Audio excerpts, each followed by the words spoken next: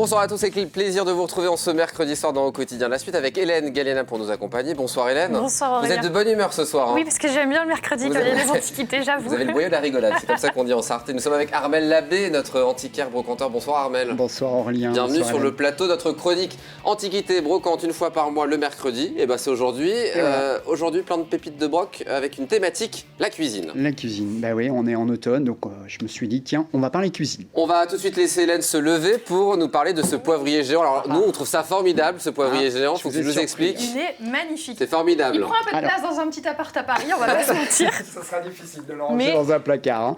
Alors, c'est d'origine d'Italie.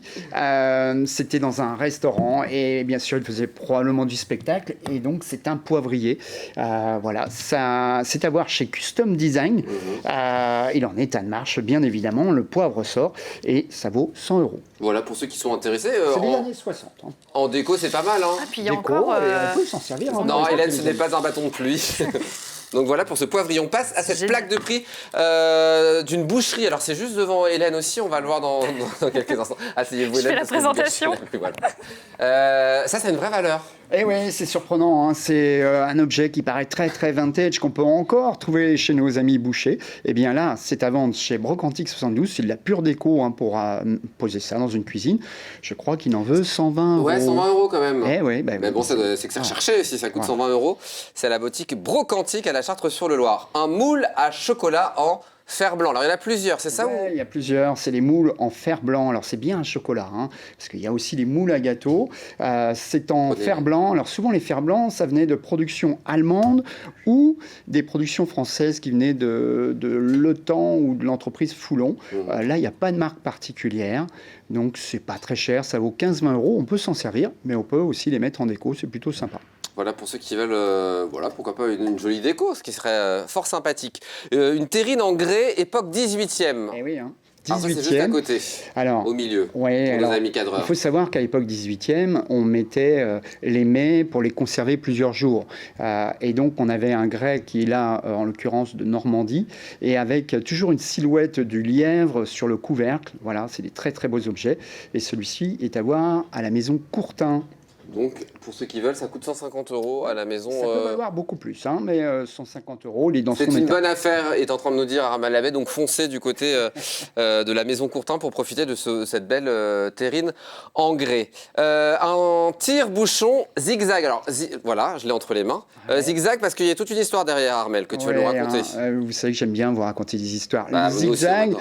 alors en fait, on le doit à un certain Jules Barthes qui a conçu ce tire-bouchon. On pourra en parler des heures.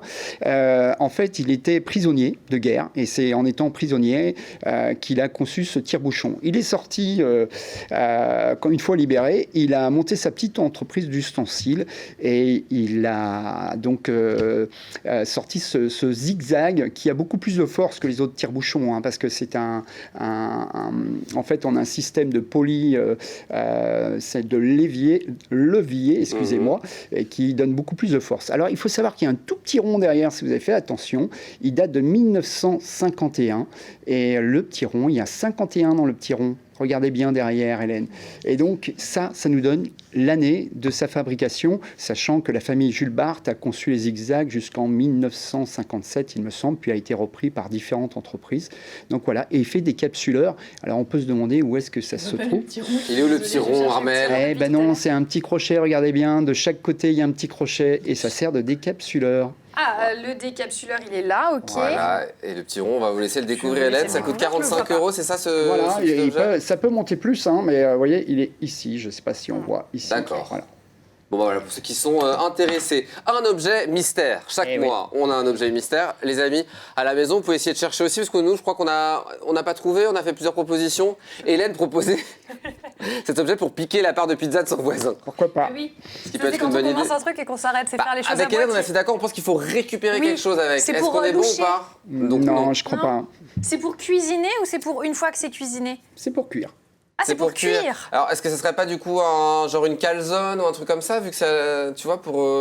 Non. Non, bon bah j'aurais essayé un truc, voilà. C'est pour mettre du liquide ou du solide? Solide. Oui, en même temps, je suis Faire des désolée. chaussons aux pommes, un truc comme ça, non? Ah, pas mal du tout. C'est Aurélien. vrai Les Alors, bourdons aux pommes. on se rapproche. C'est un cuit pomme d'époque 18e. On mettait ça auprès de la cheminée. On pouvait mettre des pommes de terre aussi. Ouais. Voilà, c'est un cuit pomme. Ça s'appelle un cuit pomme. Donc on mettait des pommes et on faisait cuire ça à et on mettait proximité à proximité de la cheminée. Qu'en est-il de cet objet, le prix On doit être à 160 €. C'est à voir chez Michel Hildorald, où il y a également un égouttoir d'époque 18e. On parle beaucoup du 18e ce soir. Je ne sais pas si on le voit en fond. On va le voir en d'écran. image, le meuble égouttoir époque 18e siècle. Alors là, le prix, il est autre. Hein. Ah oui, parce que c'est un meuble montagnard qui vient plutôt d'Auvergne. On voit des petits trous. Alors la partie supérieure, c'est pour ranger la vaisselle. Vous avez une partie inférieure où on voit la jarre pour l'huile. Et vous avez les petits trous pour poser les ustensiles, les couverts. Voilà, c'est vraiment une très très belle pièce. C'est pour ça que je vous... Chez Michel Hildorald. Également. À la Chartre-sur-le-Loir, toujours. Ensuite, une cuisinière fonte émaillage blanc. Alors là, on l'a pas avec nous, je pense, on l'a en fonte. C'était un peu lourd pour porter sur le plateau. À voir à l'allée du Petit Bonheur, c'est une bonne pioche. Hein. Chouette, hein. Ça nous rappelle forcément les cuisines de nos grands-mères, de nos tantes, etc. Alors, elles sont arrivées dans les maisons françaises en 1880 pour sortir en 1950 environ. Ça vaut juste 100 €. Alors, on peut les briquer. C'est un charme fou. Ça repart assez facilement. On peut les briquer, c'est-à-dire On peut les astiquer. Voilà, c'est ça. C'est un petit terme de broc que je... Je maîtrise pas tout encore. Petit à petit, Armelle, on va y arriver. Et donc, voilà, ça apporte beaucoup de chaleur, beaucoup d'authenticité dans 100 une cuisine. €. Oui, Chez 100 Frédéric €, Masse. tout simplement. Un moulin à légumes vintage, c'est chez Henri Boileau. Ouais, il y a une petite anecdote derrière. Hein. Alors, ce Faites moulin à légumes, en fait, il a été inventé par un certain Jean Mantelet en 1932. Bah, figurez-vous qu'il en avait marre de la purée de sa femme Fernande. Et oui, je vous raconte des histoires incroyables. Et il est parti dans son garage et nous a inventé cet objet. Et mine de rien, il s'est vendu 2 millions d'objets, 2 millions de moulins à légumes en l'espace de 2 années. Et voilà. Ça a une vraie valeur, ce type d'objet, ou c'est vraiment déco Je me souviens plus de ce que m'a dit Henri, dans les quinzaines d'euros. Voilà. Un petit objet pour servir de déco. Plutôt sympa, hein, avec Ouais, le petit côté jaune. Pour finir une petite déco, ça peut être formidable. Une tourtière en cuivre, elle est juste là. Ouais. T'as cuisiné à l'intérieur pour nous? Ah non, moi je vous ai pas fait de gâteau. Donc encore un objet 18e. Donc c'est une tourtière. Alors tourtière, ça symbolise les turbotières, les tripières, les daubières. Ça sent bon la cuisine. Ces objets cuivre, en fait, ça avait la force de conduire assez facilement la chaleur. C'est pour ça que les grands cuistots se sont intéressés énormément à ces objets de cuivre. On va finir chez toi encore, puisque l'on était déjà à Antiquité, à Armelle-l'Abbé. Une panetière époque 18e. Alors oui, c'est pas trop notre culture sartoise. Hein. Les panetières, on les trouve surtout en Provence. On mettait le pain. Alors ça a commencé par des petits meubles, puis après c'est devenu des véritables petits bijoux. Je crois que c'est la première que j'ai en 30 ans. C'est une boîte à pain en fait. Oui, c'est une boîte à pain, mais là, c'est grand. Ouais, c'est assez grand. Hein. Ça fait 1 mètre de large.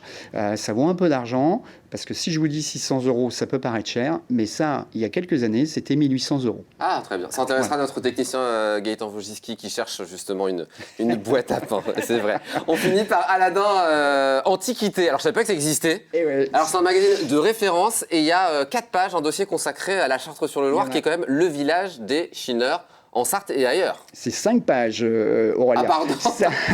5 pages. Et oui, Daniel Cagnolati, le rédacteur en chef, est venu en personne visiter notre village. Et on a ce magnifique article pour présenter ce village dans le plus ancien magazine d'antiquité de France. Bravo, voilà. Armelle. Et on sait tout ce que tu fais pour la Chartre-sur-le-Loir. Et c'est un plaisir de t'accueillir. On va te recevoir au mois de décembre. On a déjà la thématique, j'imagine. Ouais, c'est l'art de la table. L'art de la table, Noël, évidemment. Parce qu'on n'a jamais été Et aussi près de Noël. On va la faire tous les soirs, je pense. Bah oui, merci, Je Armelle. viendrai avec des petites photos de sapins de broc aussi. Ah bah, Bien avec sûr. grand plaisir, parce qu'il y a l'événement sapin de Broc qui reprendra plein de sapins Des de surprises. manière originale. On garde les secrets pour Proposé l'instant. par les commerçants de la Chartre-sur-le-Loir. On en parlera longuement la prochaine fois. Merci Armelle, merci Hélène. Une assistante formidable comme à chaque fois. Pour le poivre et le sel. Ouais, vous êtes formidable. Merci beaucoup. Dans un instant, elle est excellente aussi. Non, c'est pas Armelle-l'Abbé, c'est Amanda Scott, excusez-moi. Pour un nouveau numéro de l'Infiltré du dimanche. Nous, on se donne rendez-vous demain, 18h30, pour une nouvelle quotidienne à demain.